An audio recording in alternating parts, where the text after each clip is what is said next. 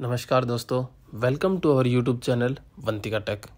इस बार इतनी कड़ाके की ठंड पड़ रही है कि जिसने बहुत सारे रिकॉर्ड तोड़ दिए हैं। इस ठंड का प्रभाव इंसान ही नहीं फसलों के ऊपर भी बहुत पड़ रहा है।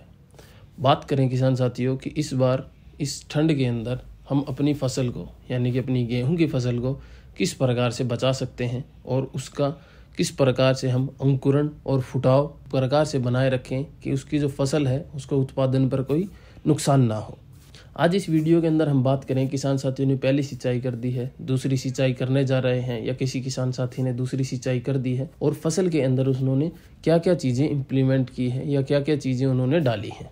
किसान साथियों, वैसे तो आप बहुत सारी चीज़ें जानते ही हैं ऑलरेडी, इनको ज़्यादा बताने की ज़रूरत नहीं पड़ती है, लेकिन हमारे ज़्यादातर किसान साथी क्या करते हैं, जब भी सिंचाई करते हैं तो उसके अंदर एक बैग या एक कट्टा यूरिया का डाल देते हैं और सिंचाई कर देते हैं, या फिर सिंचाई करने से पहले आगे खाद छिड़क कर उसके ऊपर सिंचाई कर देते हैं। लेकिन किसान साथियों, जिस हिसाब से इस बार मौसम की मार पड़ रही है, फसलों को और भी न्यूट्रिएंट की बहुत आवश्यकता पड़ रही है। इस बार हमें फसलों को और भी अच्छे तरीके से न्यूट्रिएंट देने की आवश्यकता है, खास तौर पर अपनी गेहूं फसल के अंदर।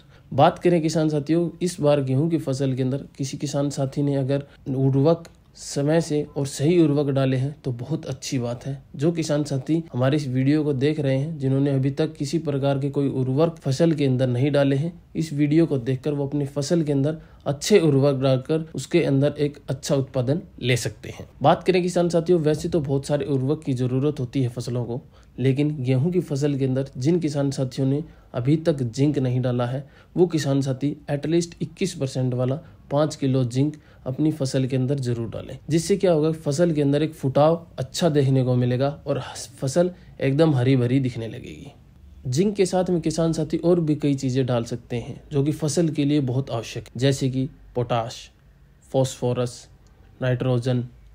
एटलीस्ट ये 3 चीज़ आपको डालनी ही डालनी है, ताकि इतनी ठंड के अंदर आपकी फसल किसी भी प्रकार से कोई नुकसान ना हो और आप एक अच्छा उत्पादन ले सकें। आपकी मात्रा के लिए बात करें किसान साथियों, अगर आप 21% वाला जिंक डालते हैं तो आपको एटलीस्ट 5 किलो 1 एकड़ के अंदर जिंक डालना ही डालना है। इसके अलावा किसान साथी अगर चिलेटेड जिंक का यूज़ करते हैं तो वो किसान साथी चिलेटेड जिंक 1 किलोग्राम प्रति एकड़ के हिसाब से अपनी फसल के अंदर घोलकर स्प्रे कर सकते हैं। उसके साथ में किसान साथी 19-19-19 का भी एक पैकेट कम से कम 1 एकड़ के अंदर यूज कर सकते हैं। मैक्सिमम 2 पैकेट 1 एकड़ के अंदर आप 19-19-19 का भी प्रयोग कर सकते हैं, जिससे आपकी फसल के अंदर एक अच्छा उत्पादन, हरी भरी स्वस्थ फसल आपको देखने को मिलेगी, जो बाद में जाके जो आपकी जो गेहूं का जो दाना बनेगा, बालियां बनेगी, उसके अंदर जो फुटाव होगा, हाइट होगी, वो भी एक अच्छी आपको मिलेगी। उत्पादन तो ऑब्वियस सी बात है, बढ़ना ही बढ़ना है।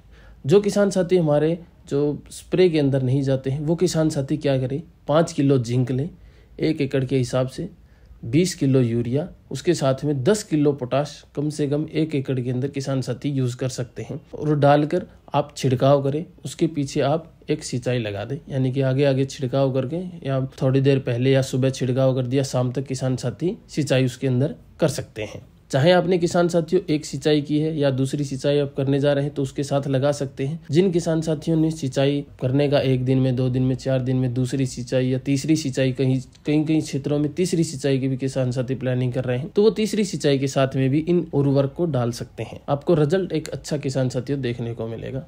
इसके साथ में जिन किसान साथियों की फसलों की जो हाइट है वो ज़्यादा हो रही है, तो वहाँ पर किसान साथी कोई पीजीआर का भी यूज़ कर सकते हैं, चाहे आप लोही सील का भी प्रयोग कर सकते हैं 200 से 250। इसके अलावा किसान साथी हमारे कई जगह पर सोचते हैं कि हम एक नैनो यूरिया का प्रयोग करें तो उससे हमारा एक अच्छा उत्पादन मिल जाएगा, लेकिन किसान साथियों सिर्फ एक अगर आप नैनो यूरिया का प्रयोग करेंगे ना, तो उसमें इतना अच्छा रिजल्ट आपको देखने को नहीं मिलेगा। उसके साथ में आपको और भी उर्वरक की जरूरत है। आप गेहूं की फसल के अंदर एटलीस्ट 1 बार जिंक जरूर डालें और रिजल्ट आप खुद देख पाएंगे किसान साथियों, आपको रिजल्ट किस प्रकार से मिल रहा है। जिन किसान साथियों ने जिंक डाला है, उनकी फसल है या गेहूं की फसल से रिलेटेड कोई आपकी क्वेरी है, तो आप कमेंट बॉक्स में कमेंट कर सकते हैं। किसान साथियों, वीडियो पसंद आए तो लाइक और शेयर बिल्कुल करें और ज़्यादा से ज़्यादा दूसरे किसान साथियों तक ये वीडियो भेजें, ताकि उनको भी एक अच्छी जानकारी समय समय पर मिलती रहे।